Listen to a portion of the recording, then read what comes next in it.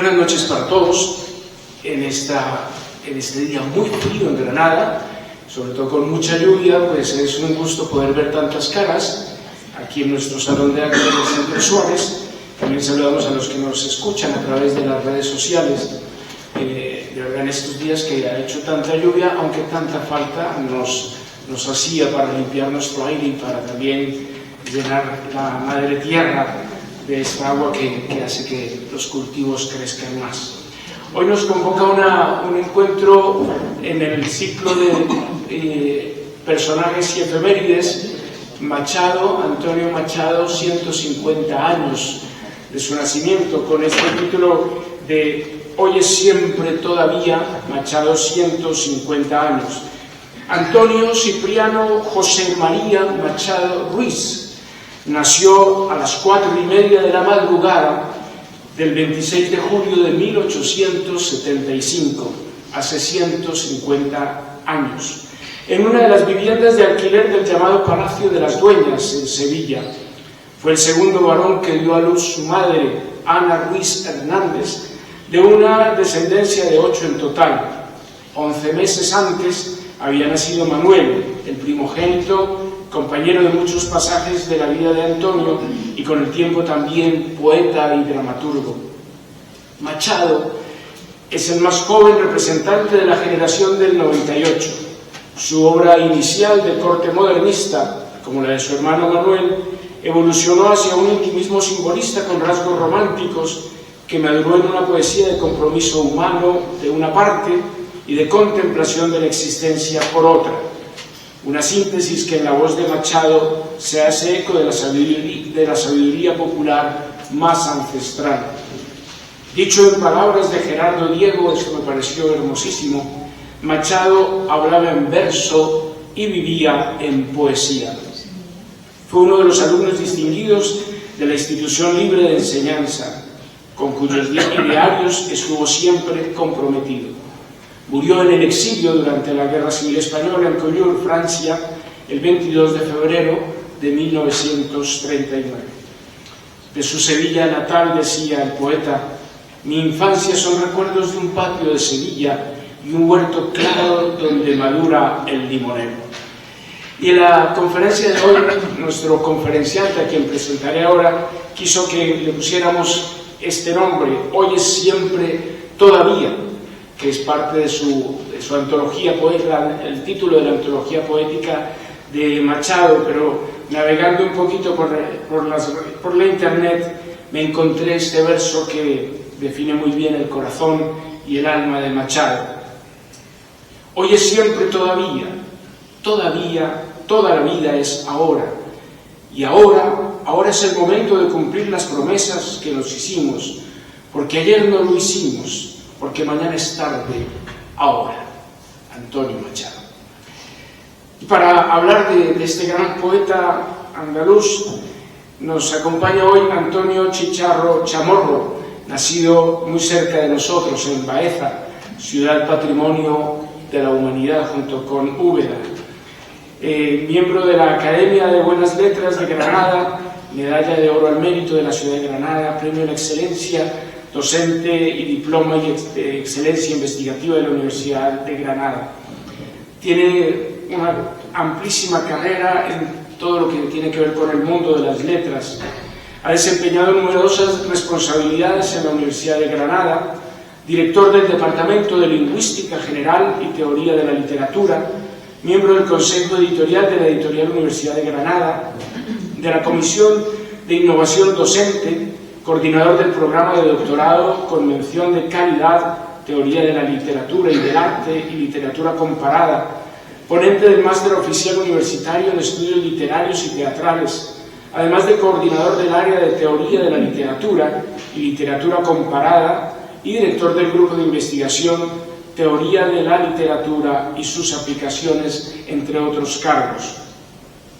Tiene cantidad de escritos en revistas, en publicaciones, director de una revista Sociocriticismo, en su segunda época, y forma parte de varios consejos de revistas y medios editoriales nacionales e internacionales. Ha sido jurado de múltiples premios también de literatura. Pues es un honor para el Centro Suárez contar con la presencia de Antonio Chicharro Chamorro en esta noche, y para hablar de la poesía, del arte, que es una puerta para entrar en el mundo de la divinidad. Estamos en un centro de orientación católica y no nos cansaremos de decir que la vía estética es una vía bastante inexplorada, pero que ciertamente es una de las fuentes principales que nos puede llevar al encuentro con la divinidad. Como decíamos tal vez la semana pasada, cuando Carlos Domínguez en su conferencia sobre la esperanza hablaba de esta vía, pues contemplar la belleza nos conduce al que es bello. Contemplar la verdad nos conduce y nos ayuda a contemplar al que es la verdad. Y contemplar la bondad nos ayuda a abrir el corazón al que es bueno, el verdadero, el bello y el bueno, que en palabras del buen Aristóteles y luego actualizado por Tomás de Aquino en la Escolástica, pues no es otra que el Dios revelado por Jesucristo, por Jesús de Nazaret. Pues os invitamos a disfrutar de esta vía estética, de disfrutar del arte como camino y como fuente para ensanchar el alma y dejar espacio para la divinidad. Antonio, bienvenido a esta es tu casa. Nos complace mucho que hayas aceptado esta invitación y desde ya esta es tu casa. Muchas gracias, Javier.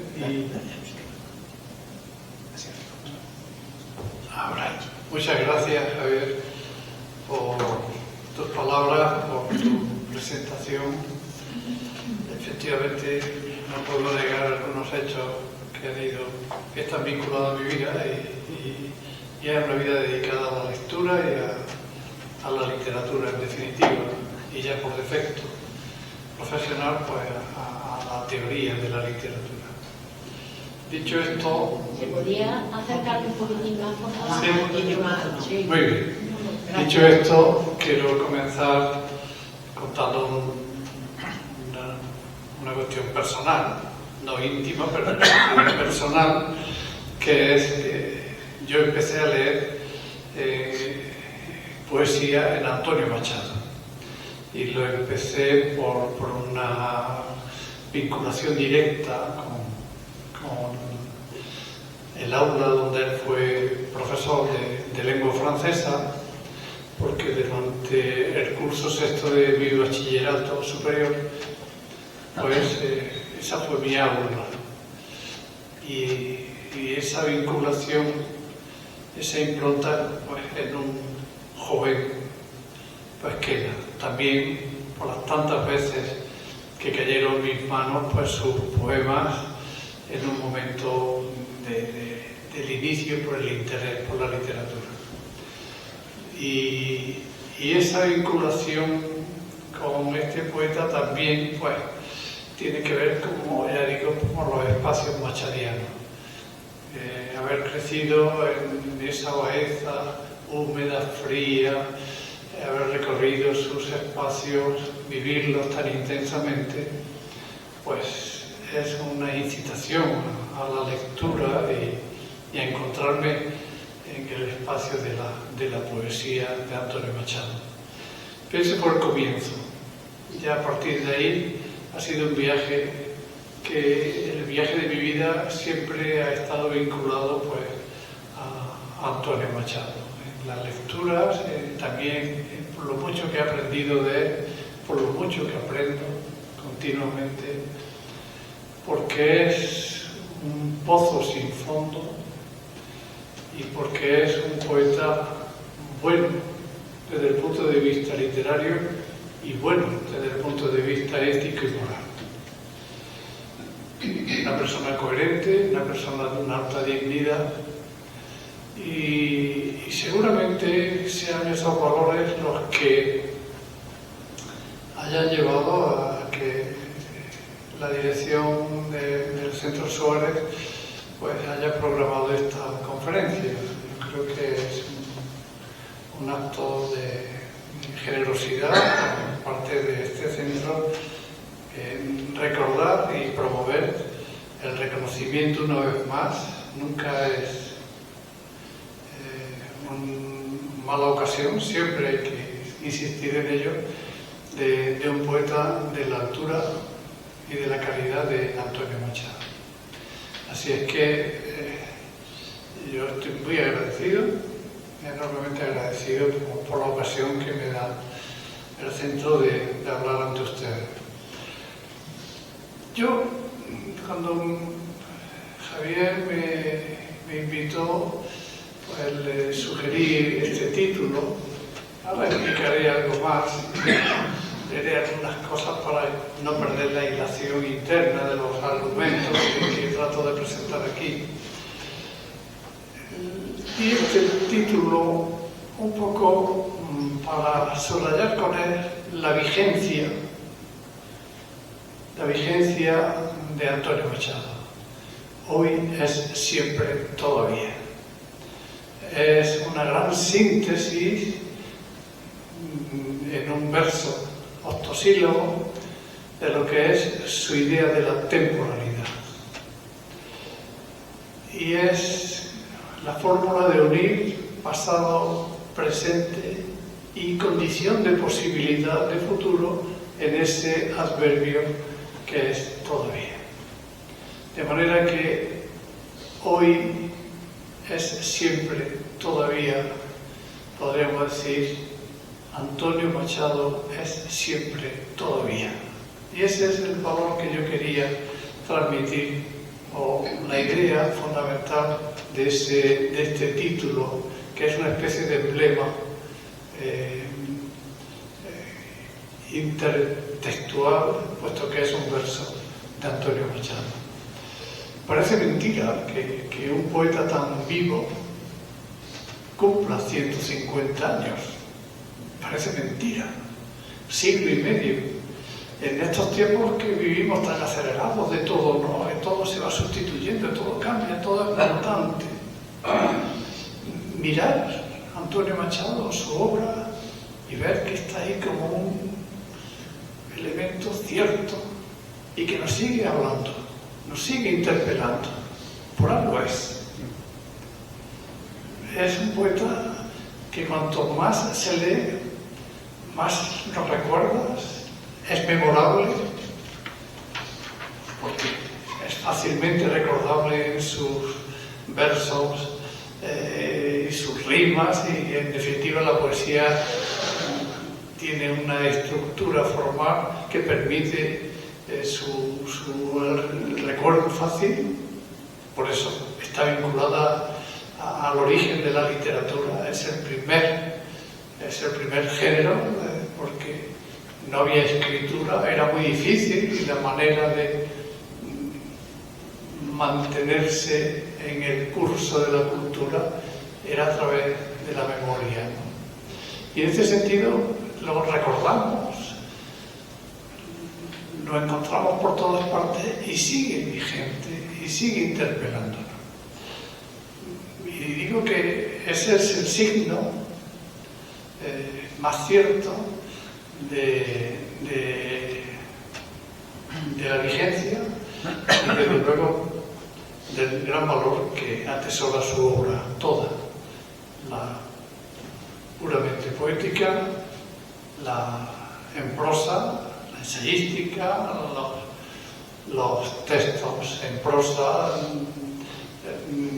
los escritos de Juan de Mairena, los heterónimos que inventan, y por supuesto los cuadernos personales de autor que fue escribiendo y que hoy día pues están a disposición de los lectores. Así que voy a la conferencia de esta tarde, pues, va a ir sobre este aspecto, la cuestión del elogio. ¿Por qué elogiamos a Antonio Machado? Hablaré, por supuesto, de ese hoy es siempre todavía, que es una manera de exponer su idea de la temporalidad, pero al mismo tiempo es una manera de subrayar lo que es constitutivo y la especificidad del discurso literario, que es el discurso que se ocupa de lo instantáneo, de lo efímero. La ciencia tiene por objeto la elaboración de leyes, la literatura tiene por objeto el conocimiento que se deriva de lo que se pierde con la instantaneidad. De manera que en los versos se guarda lo que se pierde. Y esa es una de las grandes, digamos, razones de por qué la literatura no solamente es belleza, sino también es conocimiento. Y luego, pues, hablaré de su poética, de lo que es, qué sentido tiene esa idea de la palabra esencial en el tiempo, para acabar comentando un legado poético que él nos hace antes de morir. Todos sabemos que murió en el exilio, como ha recordado Javier, y a las horas, al día siguiente, cuando fuera, no lo sabemos, su hermano José pues se buscó en las ropas de su hermano ya fallecido y encontró un papel en su abrigo, en un bolsillo, donde había 3 anotaciones. La primera, ser o no ser. La segunda, un verso alejandrino: estos días azules y este sol de la infancia. Y la tercera, una variante de un poema que había dedicado a Guiomar. 3 anotaciones en un papel, escritas a lápiz. Yo me voy a ocupar, comentaré algo del verso, pero sobre todo trataré de explicar qué sentido tiene ese ser o no ser en Antonio Machado. Porque todos sabemos que está utilizando pues el comienzo de lo que es el soliloquio del tercer acto de Hamlet de Shakespeare, to be or not to be. Ya traducido, claro. Y tiene un sentido, es una especie de legado de pensamiento, tiene el valor de un testamento, es lo último que escribió, es legado de pensamiento, ser o no ser. Y estos días y este sol de la infancia es su legado poético, es su legado poético, tristísimo. Ese verso está escrito por un poeta derrotado anímicamente en los primeros días del exilio, como consecuencia de haber salido salió de la pensión de Madá Quintana, que está muy cerca de la playa en Corrió, y allí notaría el sol de febrero en la zona meridional de Francia. Está muy cerca de Perpiñán y de la costa española, ya por Bóvita y todo lo que donde comienza Cataluña. Notaría esos rayos cálidos y aquello le recordó pues el sol de su infancia, ¿no? Ese era una especie de legado poético también, es un testamento, esto que es lo último que escribió.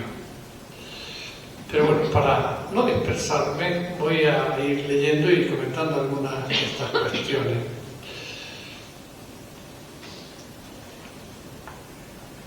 Por supuesto que señalo una vez más mi agradecimiento al Centro Suárez y a don Javier Castillo Rodríguez la invitación a impartir esta charla, y sobre todo lo que agradezco de corazón como machadiano es el hecho de haberla programado y además con tanto tiempo, ya mucho tiempo, con esta idea. Y seguramente por el nada oculto propósito de la celebración de este 150 aniversario del nacimiento de Antonio Machado. El año pasado fue el 150 aniversario del nacimiento de su hermano Manuel, pero me da la impresión de que tuvo menos eco entre el mundo de la cultura. Alguna razón habrá, no quiero ser mal pensado. No en balde, en este caso, tanto la persona como el escritor, junto a su memorable obra literaria y muy en particular la poética, se han ganado el respeto, agradecimiento y el elogio de ciudadanos y lectores. Como elogiar, y todos lo sabemos, significa alabar las cualidades y méritos de alguien o de algo. Subrayaré que tales cualidades son un modo de demostración de lo que fue un alma selecta, digna de emulación, aplicando en cierto sentido la propia lección que Antonio Machado nos dejara en la práctica. La lección no es otra, la que proviene de unos poemas que él agrupó en la sección titulada Elogios, que está presente ya hay ya algunos elogios en Soledades, la segunda edición de Soledades que él tenía otros poemas, y en Campo de Castilla, primera edición, ya pone dos elogios, uno a Miguel de Unamuno y otro a Juan Ramón Jiménez. Esta sección se enriqueció muchísimo ya en los años de Baeza. Allí dedica elogios a Francisco Giner de los Ríos, en un poema memorable con motivo de su muerte, José Ortega y Gasset, Rubén Darío, Pazorín, Gonzalo de Berceo. Todos estos poemas vendrían a nutrir un proyecto de libro que al final no llegó a publicarse, no apareció exento nunca, aunque sí engrosaron la sección elogios de Campo de Castilla en el seno de las poesías completas desde 1917 hasta todas las ediciones que tuvo en vida, la última en 1936 y ya el resto póstumas. Allí está la sección elogios. Pero él quería hacer un libro. El proyecto es hacer un libro con todos esos poemas. Tiene autonomía. ¿Y por qué quería destacar a esos intelectuales, a esas personas en sus poemas? El modelo de elogio al Antonio Machado se lo expone a Juan Ramón Jiménez en una carta. Él trataba de colocarse en el punto inicial de unas personas selectas y proyectarse en un objetivo ideal y común. Era para que sirviera de modelo general. Almas selectas que había que conocer y reconocer. Y aquí radica la autonomía de este proyecto poético, nutrido de poemas que se pretenden ejemplares, con los que pretendía encumbrar algunos nombres de la mejor cultura española, por merecer estos su recuerdo y emulación, con la vista puesta en un superior ideal de vida para España. Pues bien, con esto quiero decir que esta aprendida lección nos lleva a participar de un modelo que hace mirar alto y nos proyecta en una causa común, que aborrece el número para buscar la calidad personal, al tiempo que incita a nutrir una corriente vital e impetuosa que arrastre lo que de peor pueda tener nuestra cultura y sociedad. Tenía un propósito de mejora de la vida cultural y de la vida de nuestro país. Y aquí radica el sentido del elogio que yo hago mío y que quisiera transmitir en esta intervención y que aquí está entre todos nosotros repartido.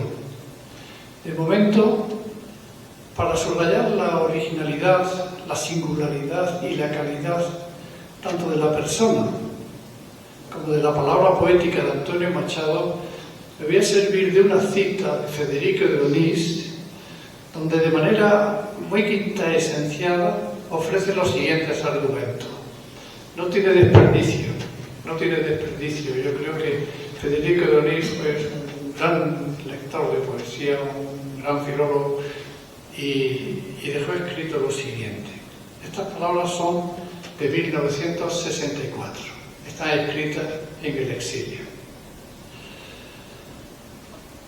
Antonio Machado fue un hombre de vida exterior sencilla y oscura, dado a la meditación y a la filosofía, libre de ambiciones y vanidades, genuinamente bueno y sincero, que llevó una vida interior primada de luminosidad y turbulencia, donde late la hondura de la emoción y el pensamiento.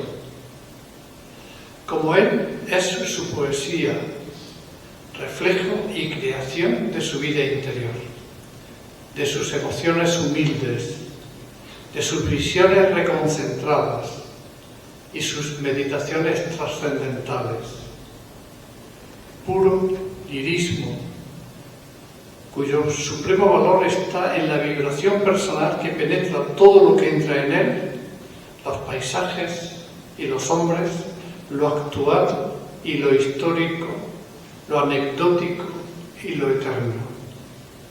Porque en la poesía pura de Machado cabe el mundo objetivo de las realidades y de las ideas. Pobre, limitado y monótono como una cumbre, se descubren a través de su transparencia serena misteriosas lejanías y profundidades. Esta claridad serena y precisa ha hecho que se le mire como un escritor de tendencia clásica, pero bajo ella corren turbias aguas románticas. No es hombre de escuela, ni sigue ni crea ninguna en particular. Más bien parece que su poesía refleja lo esencial de todas. Su sencilla desnudez y su austero sintetismo contienen una rica complejidad de elementos y cualidades poéticas, todos identificados entre sí y en el alma que los expresa. Claridad y misterio, gravedad e ironía, pensamiento y emoción, y tantas otras cosas que parcialmente dan valor a los poetas que las poseen solas. Las hallamos juntas en cada uno de los momentos de la poesía densa y límpida de Machado, encerradas en una expresión sobria y certera. A menudo se le elogia por una cualquiera de estas cualidades, como cuando se dice que es el poeta de Castilla, o un poeta de ideas, o un poeta religioso, o un poeta civil, acercándole a otros poetas que poseen este carácter parcial o contraponiéndole a los que carecen de él. La verdad es, como dijimos al principio, que lo que distingue a Machado de todos los poetas contemporáneos y al mismo tiempo le une aún con los más dispares es el que su poesía sea en mayor grado que ningún otro total e integral, cobrando en ella supremo valor cada uno de los elementos que la forman gracias a la presencia constante de todos los demás. Me parece que es una síntesis verdaderamente profunda de caracterización de la complejidad y de la facilidad de la obra de Antonio Machado. Es una poesía total. Es monótona como una cumbre montañosa, pero ahí está. Aquí hay argumentos sobrados pues, para practicar el arte del agradecimiento, el elogio, y presumir de que Machado sea pues, el poeta de todos. Todos, una cara, otra, un poema, un texto. Cualquier aspecto de la obra nos interpela y todos nos alimentamos de la honda verdad estética, literaria y vital que siempre ofrece su obra, y de la lección de coherencia humana al salir, de acuerdo con sus ideas, al exilio y morir, como ya había profetizado en su poema Retrato, ligero de equipaje, como los hijos de la mar, desnudos, sin nada, la maleta con sus manuscritos perdida y pasando la primera noche en un vagón allí que había en la estación, y allí es donde seguramente pillaría el frío y enfermaría gravemente de neumonía o pulmonía, lo que pillara. Por otra parte, aquí ya hay razones del elogio. En este año de celebración del 50 aniversario de su nacimiento, también no celebramos, sino que conmemoramos el año 86, el 86 aniversario de su muerte en el exilio francés de Coriol.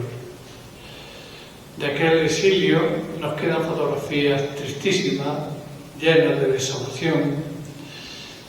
Yo tuve la oportunidad de que unos amigos y unas amigas de Perpiñán, de la Universidad de Perpiñán, me enseñaron toda la zona con mucho detalle.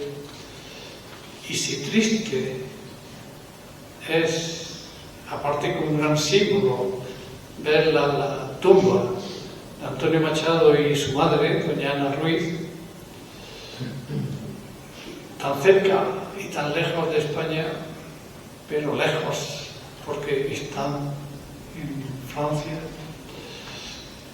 No menos triste es ver desde cierta altura pues la playa donde de Argelès-sur-Mer estaban con toda la humedad del mundo, con todo el frío, estaban allí hacinados los españoles que salieron también al exilio. Allí murieron muchísimas personas inocentes. Hay un texto de Pablo Neruda que quiero leer aquí, es muy breve, donde hace una fotografía verbal de ese exilio en este año que conmemoramos el 86 aniversario de su muerte. Escribe Pablo Neruda: y en esta fila amarga, entre los niños hambrientos y las madres heridas, miro antes de morir a este caballero, a esta apostura de encina y piedra tocada por la nieve, a este héroe de una profunda España, que es ahora solo un estremecimiento, solo una cuchillada en la sangre, solo una semilla en la frente de todos los hombres. Es un texto intenso de Pablo Neruda para subrayar cómo en este año pues celebramos el nacimiento y recordamos el final, principio y final de una vida. Como digo, en este año de celebración y recuerdo de este principio y fin de un poeta, no me resisto a traer aquí una estampa poética de Antonio Machado, elaborada con cálculo, sensibilidad y hondo conocimiento por Antonio Carvajal, poeta de Granada, poeta de la estirpe de Antonio Machado, con la que trata de combatir ciertos tópicos en relación con una adelantada y supuesta vejez de Antonio Machado. Cuando llega Antonio Machado Baeza, tiene 37 años. 37 años. Joven. Bueno, en aquel tiempo ya persona, un hombre maduro, ¿no? De una madurez, pero en años todavía de plenitud vital, ¿no? Sin embargo, se ha asociado a esa etapa de Baeza una idea de adelantada vejez. Y esa sombra, esa imagen en sombra, no corresponde con lo que supuso esa etapa de su vida y con lo que inició allí de refundación de sí mismo, de profundización de su poética, de profundización de su pensamiento, de la escritura de los heterónimos, de sus reflexiones filosóficas sobre metafísica, de las cartas, allí, de sus artículos en la prensa de Madrid, en revistas del momento, de sus viajes continuos por toda la geografía andaluza y parte de la española, sus viajes continuos a Madrid para estar con su familia, con su hermano Manuel, la vida literaria. Pareciera que llega Baeza después de la muerte de Leonor, su esposa, y se hunde para siempre. Esa imagen tópica, yo creo que la destierra con un maravilloso poema, Antonio Carvajal, que voy a leer ahora. Tal vez haya tenido que ver en esta imagen de vejez prematura, vamos a decirlo así, el hecho de que, claro, escribiera bajo un gran dolor algunos poemas verdaderamente hermosos del ciclo de Leonor, ¿no? Como este que recuerdo ahora. Allá, en las tierras altas, por donde traza el Duero su curva de ballesta en torno a Soria, entre plomizos cerros y manchas de raídos encinares, mi corazón está vagando en sueños. ¿No ves, Leonor, los álamos del río con sus ramajes yertos? Mira el moncayo azul y blanco. Dame tu mano y paseemos por estos campos de la tierra mía, bordados de olivares polvorientos. Voy caminando solo, triste, cansado, pensativo y viejo. Aquí está un poco la clave de esa imagen que ha alimentado un tópico. Pero Machado renace en Baeza. Renace en Baeza, con todo el dolor de su corazón por haber perdido a su joven esposa Leonor Izquierdo, pero renace, se refunda. Este es el poema de Antonio Carvajal, que titula Estampa Antigua.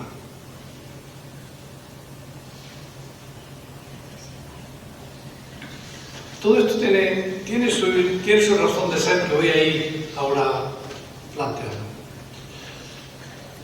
Puso Baeza en su herida los bálsamos, calma, silencio, distancia, lecturas, que instan al alma a brillar con la idea, que urgen al cuerpo a vibrar en deseos.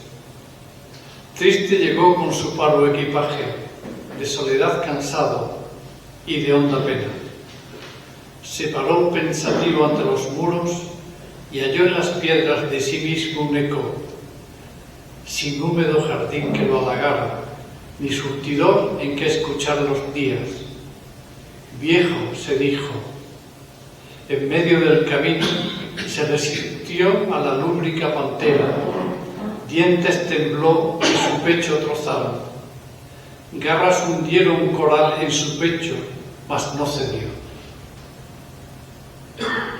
Buscó la compañía del rudo monte, el prado tenue, el viento que mece los olivos y hacia el valle hacia rumores de pasos perdidos.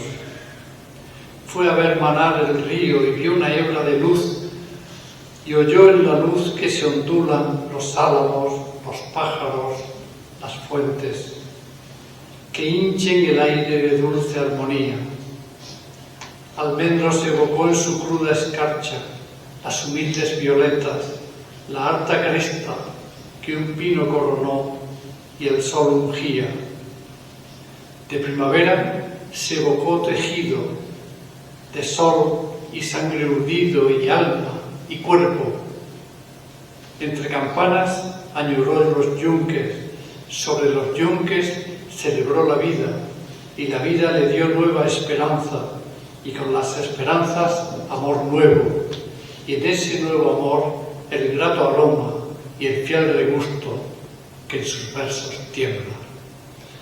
Es un poema excelente en donde esa imagen del Machado que renace, pues, y que destierra esa estampa antigua. Bueno, pues ya vamos avanzando y vamos a ver qué es eso de hoy es siempre todavía. Esta imagen del poeta renacido y en plena madurez es la que me gustaría celebrar en la tarde de hoy. Si nos reúne aquí el nombre de Antonio Machado, aunque él desgraciadamente no esté, pero está su obra, es una manera de perpetuación. La literatura, pues, conjura la finitud existencial. Esa es la grandeza que tiene la palabra escrita, que es condición de la memoria. Y si bien no lo tenemos vivo a nuestro lado, está vivo en su palabra. Pues bien, por eso esta imagen es la que me gustaría que tuviéramos en nuestra mente la tarde de hoy. Y además se correspondería con la de quien ahonda en su proyecto poético de la palabra esencial en el tiempo, a la vez que desarrolla un pensamiento filosófico mientras emprende lecturas de metafísica, lo que viene a suceder en los años de 1912 a 1919, que son los años de su etapa maestranal.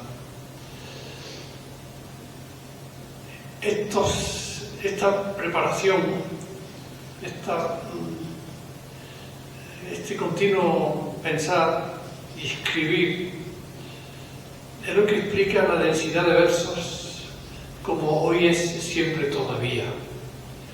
Es un solo poema, es un poema de un solo verso, es una rareza, hay muy pocos, pero es un poema. La poesía es el discurso de la densidad.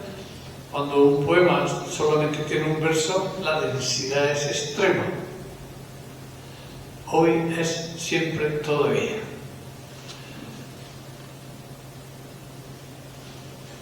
Es un octosílabo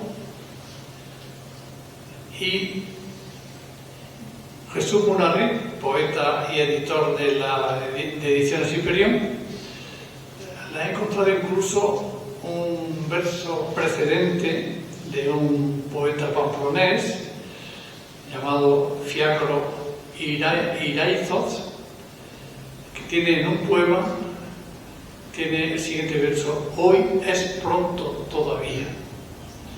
Pero claro, Jesús Munarriz dice: que pudo leer Antonio Machado, pudo conocer la obra de este poeta de Pamplona, pudo conocer este verso, y si lo hace propio, lo que cambia es el adverbio pronto por todavía, no por siempre. Cambia lo circunstancial por lo eterno, de manera que le da un vuelo al poema bien distinto. Este texto, que aparece numerado como el número 8, forma parte de Proverbios y Cantares de su libro Nuevas Canciones de 1924. Y un crítico y profesor, Armando López Castro, escribe sobre este texto lo siguiente: en la obra de Machado hay una evolución natural y progresiva desde una poesía sentimental hacia una poesía más meditativa. Pedro Cerezo habla en su libro Palabra en el tiempo, dedicado a la obra de Antonio Machado, publicado en 1975, que el verso de Machado es canto y meditación. Esa es una clave de la obra de Antonio Machado. Efectivamente, es una poesía que evoluciona hacia la meditación, y no es ninguna infidelidad, por lo que plantea este profesor, a la poesía, sino que la filosofía procura siempre, con su querer ser, iluminar el fondo de la realidad. Y lo cierto es que a partir de 1912, tras la inmersión de Machado en la filosofía de Bergson y de Kant, y el aporte del pensamiento filosófico, lejos de trastocar la expresión poética, viene a enriquecerla. Y así, en Nuevas Canciones, el pensamiento poético se engarza con el filosófico hasta concertarse en una sola forma expresiva. Estas canciones, llenas de agudeza y profundidad, cuyas semillas habían sido sembradas por Juan Ramón Jiménez, recogen la realidad en su plenitud. Tal es la función de la palabra poética: decir desde sí misma la totalidad. Por eso la más breve y famosa de estas canciones, Hoy es siempre todavía, da a entender que en poesía ya el instante es eternidad. Para Machado, la conciencia poética es la conciencia del instante, y el instante es causa sui, actúa sobre sí mismo, por lo que la unidad de experiencia en que la poesía consiste solo puede darse en la síntesis realizada por el instante. Tal es la función de la palabra poética: decir desde sí misma la totalidad. Por eso la más breve y famosa de estas canciones, Hoy es siempre todavía, da a entender que en poesía ya el instante es eternidad. Estamos con esta interpretación lúcida, estamos nombrando lo que es la poética de la palabra esencial en el tiempo. Estamos señalando lo que hemos leído en el texto de Federico de Onís, en donde lo circunstancial y lo general se unen. Pedro Cerezo escribió en ese libro que he comentado, Palabra en el tiempo, poesía y filosofía de Antonio Machado, que este verso tiene el mérito de condensar la esencia de la temporalidad en el juego de sus adverbios. Y esta es la razón del título de mi intervención, para señalar con él no solo la excelencia de un poema, sino también la vigencia de su propia obra, con su condición de posibilidad a que apunta el adverbio todavía. Todavía Antonio Machado. Curiosamente, 12, en un semanario cultural, El Cultural, un crítico que escribe habitualmente en esas páginas, Ignacio Echevarría, escribió un artículo, Machado aún y otra vez. El título justamente venía a coincidir con el mismo planteamiento de este verso que estamos comentando. Esta es la clave de la densidad poética de Antonio Machado. Expresar lo circunstancial, lo general, lo instantáneo, traducirlo a una permanencia abierta. Y ese es el sentido de su poética esencial en el tiempo. Ahí apunta esta poética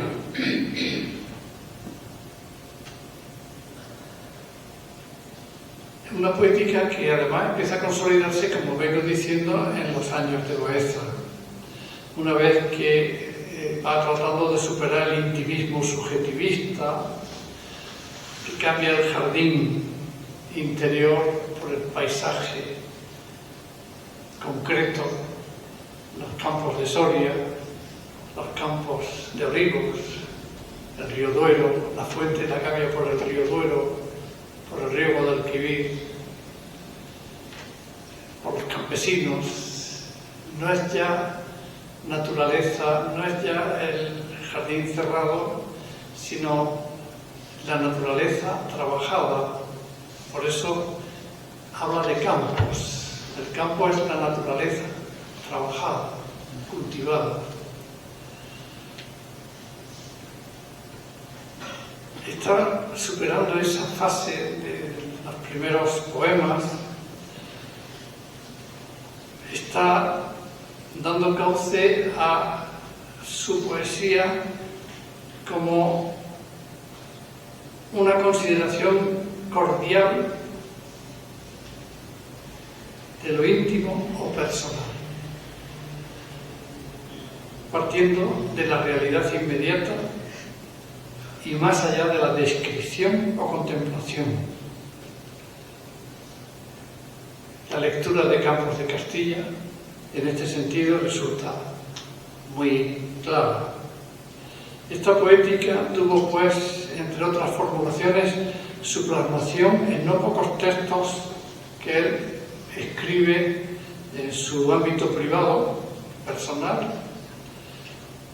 en un cuaderno que llamó Los Complementarios.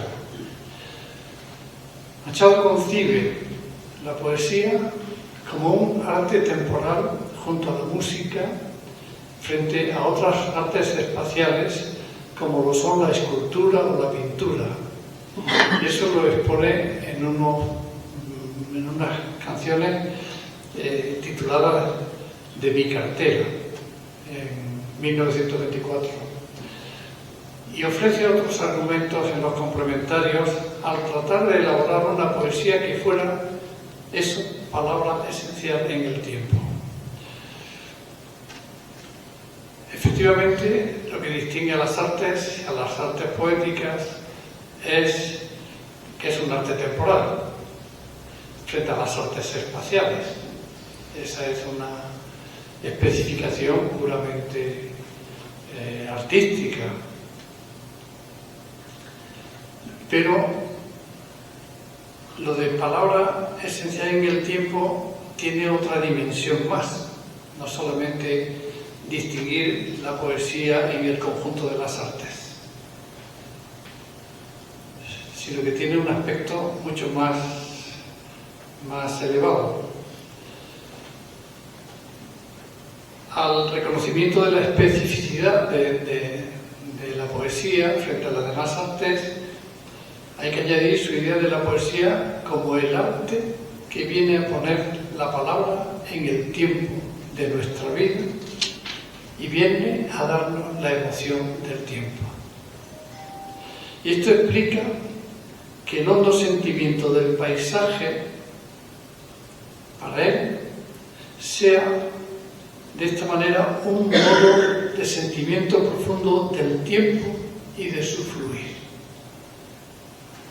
Y aquí radica una clave de su poesía y de su poética. Y de este modo se explica que su poesía, aun partiendo de la realidad inmediata de unas tierras, reconocible como referente de unas gentes, de una cultura, el campesino soriano, el campesino andaluz, el río Duero, el río Guadalquivir, Moncayo, Azanaitín, Sierra Mágina, vaya más allá de la descripción y vaya más allá de la contemplación. Lo que Antonio Machado persigue con ese hondo sentimiento del paisaje, y el sentimiento para él es siempre de naturaleza social, es trascender la propia experiencia del mundo exterior en el sentido, como razona Aurora de Albornoz, una gran estudiosa del poeta, de cuanto más personal o íntimo u hondo, más universal. Y aquí alcanza su sentido interno, sin que el mismo reste ninguna posibilidad lectora su escritura poética realista, por decirlo así, de cuidada sencillez expresiva, que no abusa de metáforas,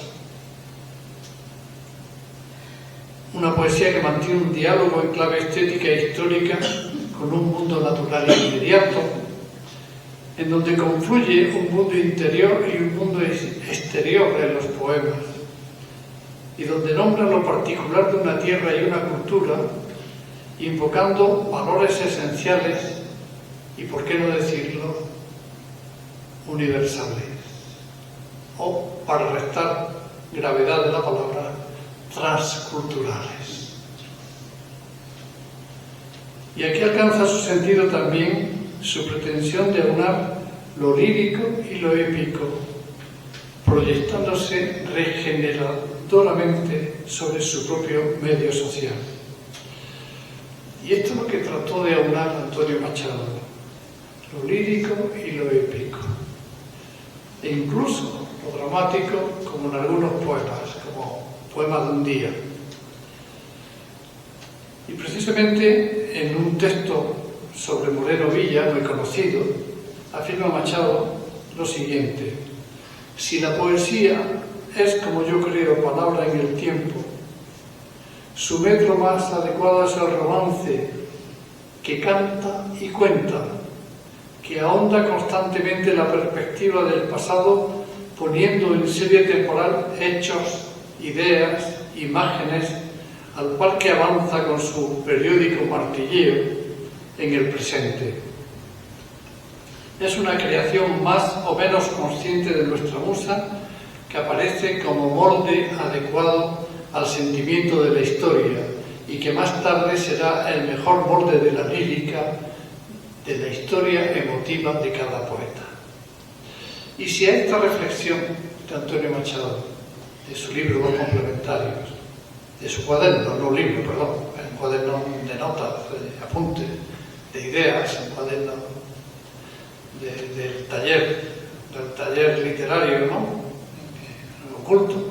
Lo que pasa es que el interés de la obra y de la persona de Antonio Machado es tal que tenemos los lectores derecho a conocer su intimidad, o por lo menos la privacidad de sus escritos, porque trasciende su propia perspectiva individual. Es un valor para todos.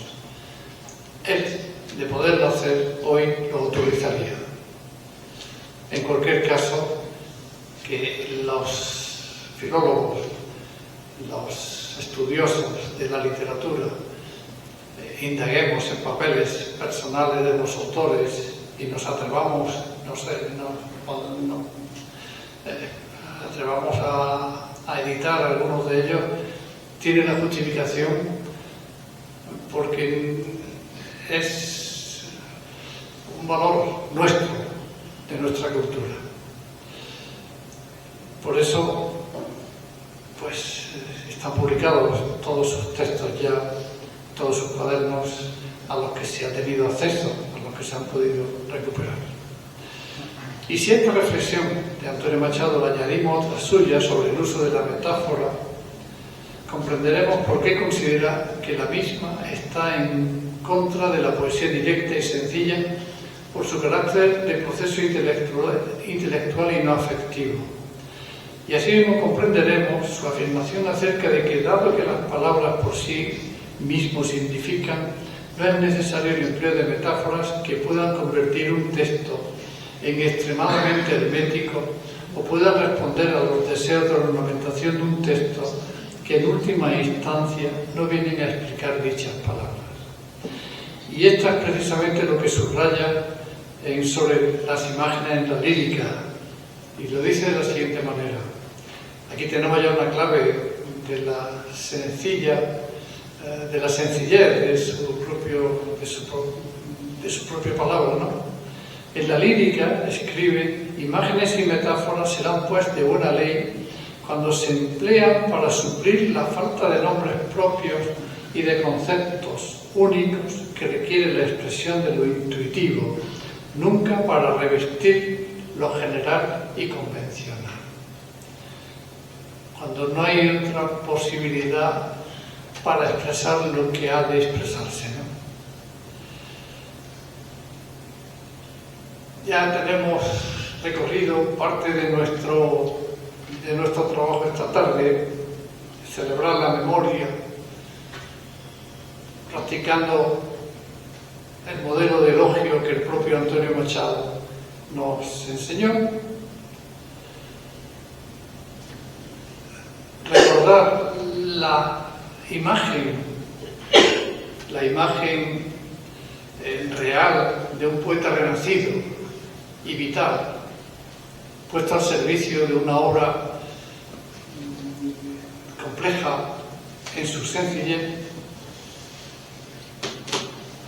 Hemos recordado ese poema de un solo verso, en donde recoge toda su idea de la temporalidad, pasado, presente y futuro, y tiempo de la conciencia.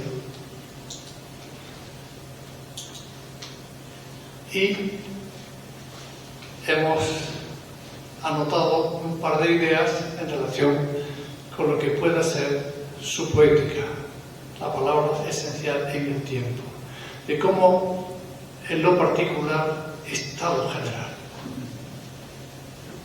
de cómo nombrando el río Guadalquivir están todos los ríos. Y ahora, para terminar, veamos el principio y el final de una duda. ¿Por qué ese ser o no ser?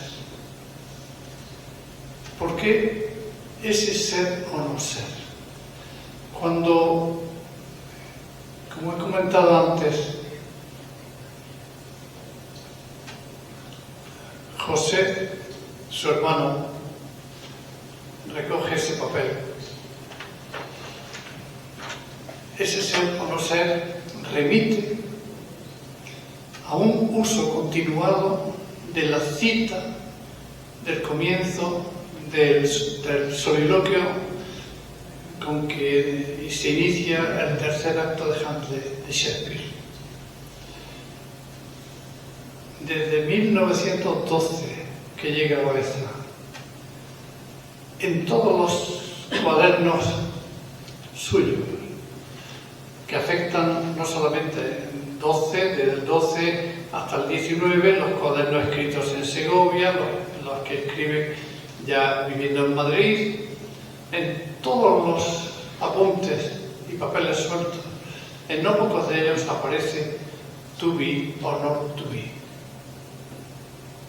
Pero aparece de manera destacada. Es decir, no sino como un lema. Hay en la reproducción de la edición de los cuadernos, de los cuadernos personales, de los manuscritos, que se ha hecho una edición diplomática, es decir, una edición fiel, pues ahí se ve claramente que es un lema porque no tiene que ver con lo que trata después. Incluso hay páginas donde ya está el lema solamente puesto. Hay páginas donde se ve el lema escrito con tinta y luego la anotación, los apuntes, lo que escribiera después a lápiz. De manera que es el lema de una vida. No es gratuito, no es para una cita que luego yo usaré. No, es una constante. To be, no to be. Esa es la cuestión,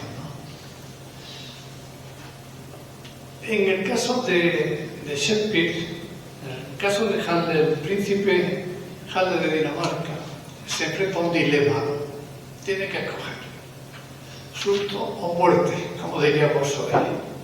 No hay buena solución. Las dos son malas, pero hay una siempre peor. Pero en el caso de Antonio Machado no es un dilema, es la duda. Es tal vez la duda. Pero, ¿cómo saberlo, no? ¿Cómo saber qué valor tiene este ser o no ser, que es todo legado poético? Bueno, pues ahí podemos ir ensayando una búsqueda, y ese es nuestro trabajo. Leer con atención, no otra cosa. Leer con atención y ir buscando a ver qué nos ilumina acerca de ese ser o no ser.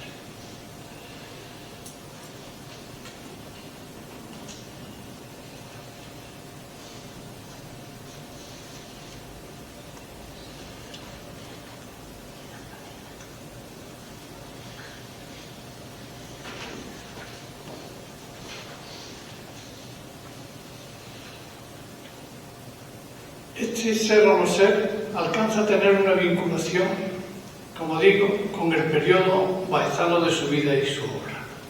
Y en este sentido quiero destacar un punto en el que los distintos estudiosos de la obra de Antonio Machado se muestran de acuerdo y tiene que ver con el reconocimiento de la importancia radical que la etapa baezana tiene en relación con su formación filosófica, con el desarrollo de su pensamiento.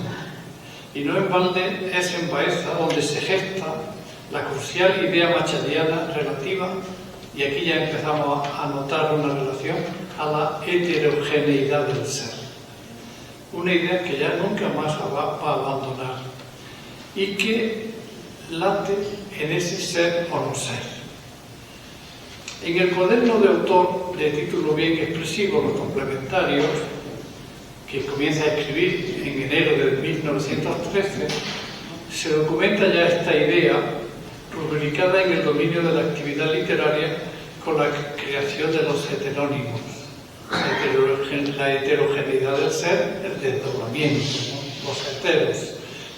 Y así lo argumentó Pedro Cerezo en una conferencia que dio en Baeza en 2012, en la que habló tanto de la crisis espiritual que sufrió Machado en los años iniciales de su estancia, años de meditación y transmutación interior, como de la meditación filosófica que emprende.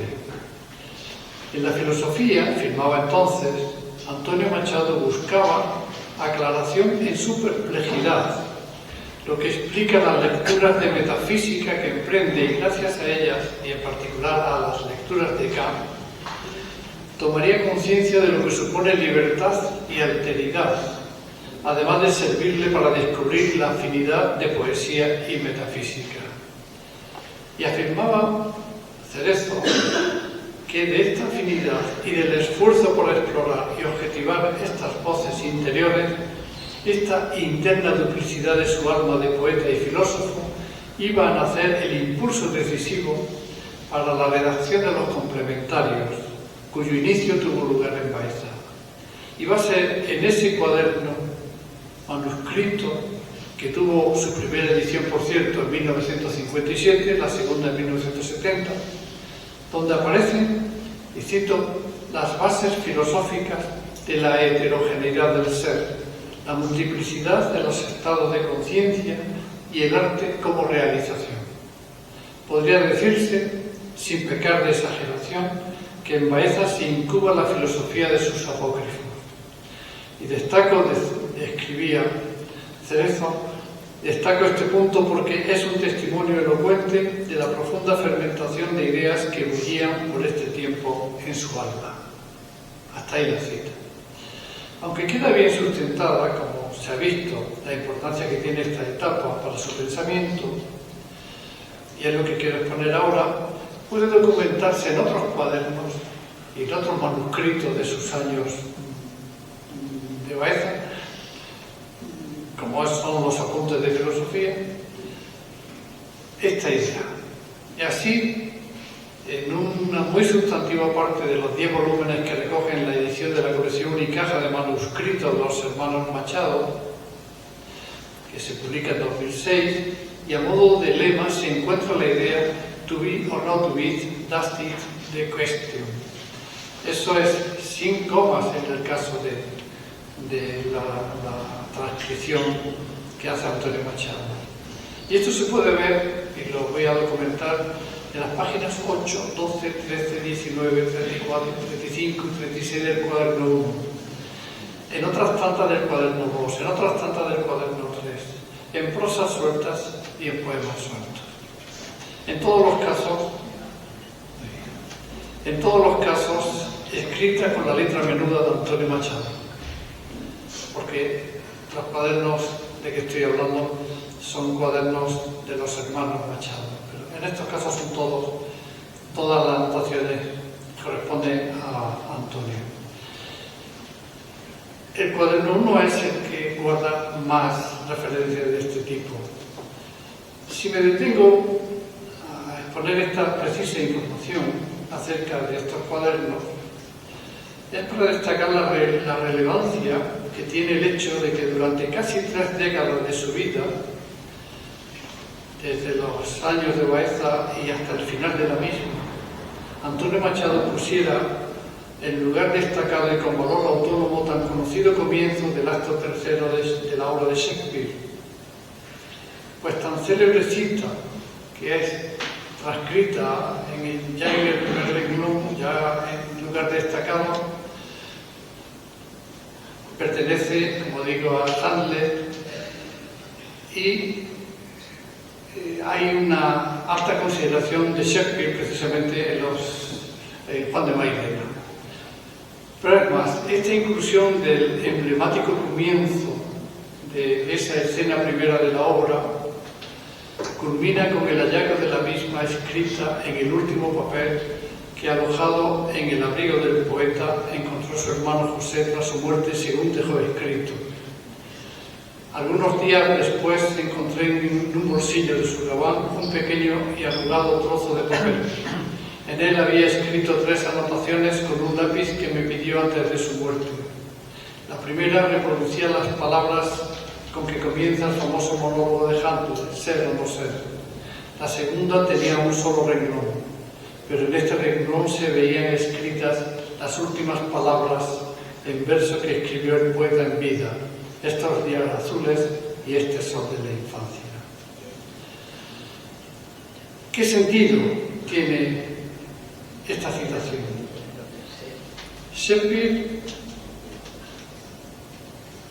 la pone en boca de un personaje atormentado, el príncipe Hamlet, que es la encarnación de la duda ante la indeseable situación que vive y la búsqueda de una posible resolución. Una situación dramática que ha sido punto de origen de un cúmulo de interpretaciones de toda índole. Pero en realidad, y ya voy a ir terminando,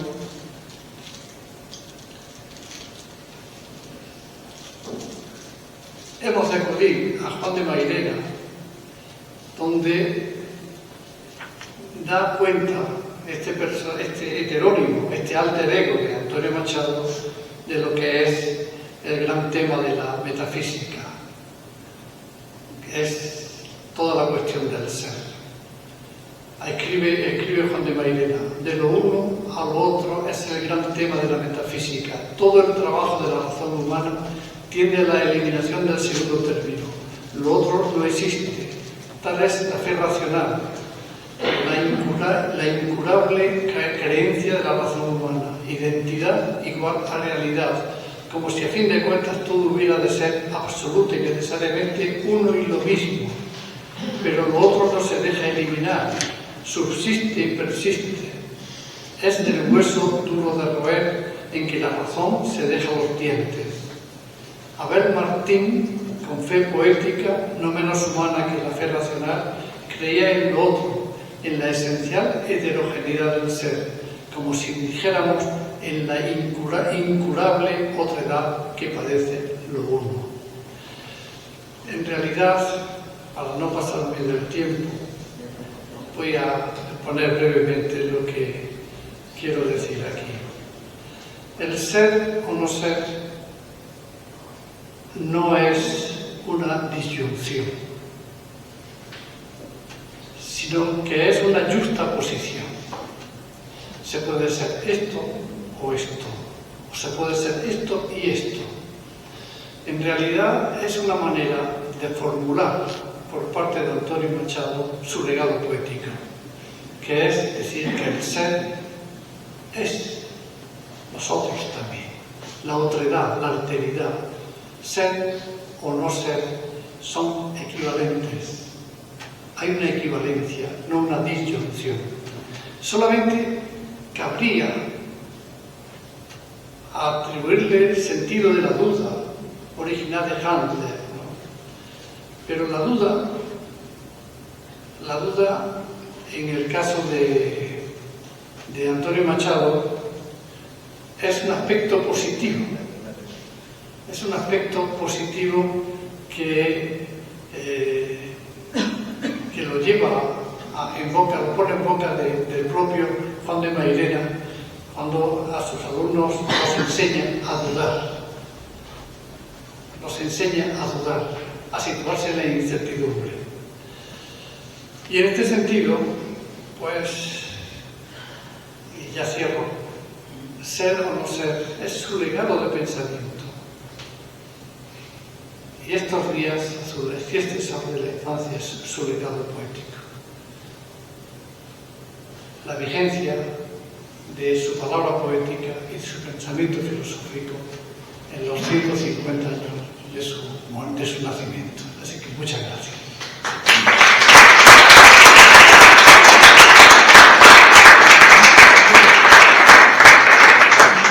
Pues muchas gracias a ti, Antonio, por esta exposición sobre Antonio Machado, que realmente uno se queda con los versos que más conoce de él y de pronto con los poemarios que son bastante divulgados, pero toda su esencia y su alma a la que nos has permitido entrar, y sobre todo su vertiente filosófica, es un mundo que, para los que no somos expertos en la poesía y en esta arte de ir más allá de sumergirnos en la trascendencia a través de un solo verso de 8 sílabas, pues nos deja un poquito perplejos.